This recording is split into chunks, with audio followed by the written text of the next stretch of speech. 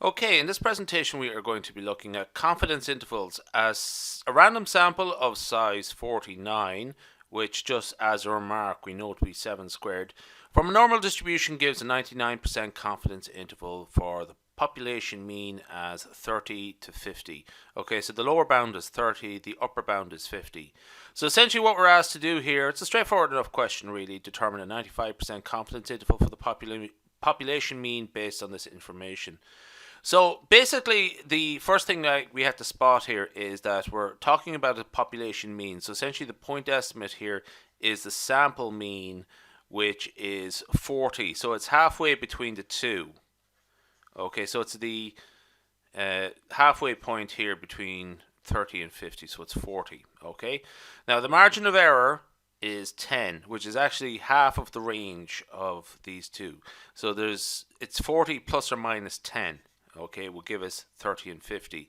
And we call that plus or minus 10 the margin of error. Okay, it's a sort of bit of a colloquial term to sort of describe the product of the quantile times the standard error.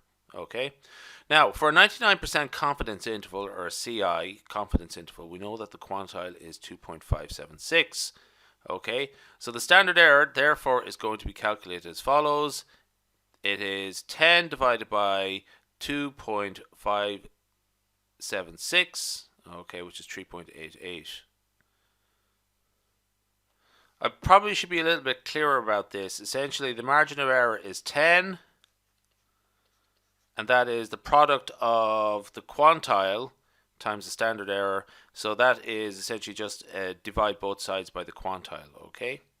So anyway, the standard error is 3.882. And for a 90% confidence interval, the quantile is 1.645.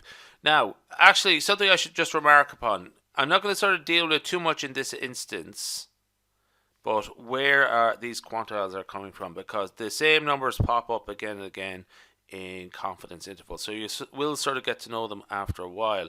But this video, I'll sort of not put as much emphasis on that, okay? Other than to remark, if we were talking about a 99% confidence interval, we would be using 1.96 in that case. Anyway, let's go back to it here. So for the 90% confidence interval, okay, so we're in the 90% case now, okay. In this case, the margin of error would be 1.645 times 3.882, which gives us 6.3858.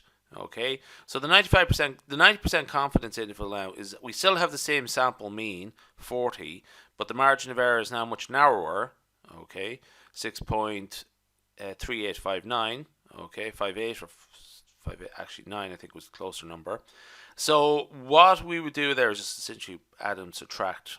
Okay, so 33.614 to 46.386, roughly.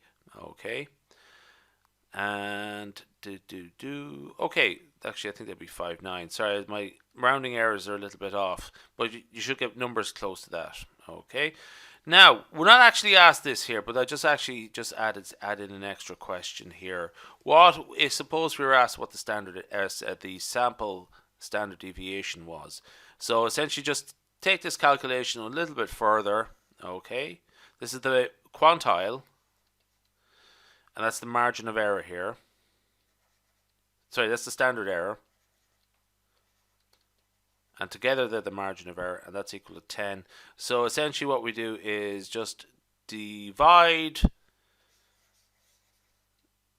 2.576 by both sides and multiply both sides by 7. That would give us S equal to 7 times 10 over 2.576, which should give us a standard deviation of 27.174. It's not what we're asked for, actually. This is a bit of a digression, but it's just a type of question that could also come up. Okay, we'll leave it there.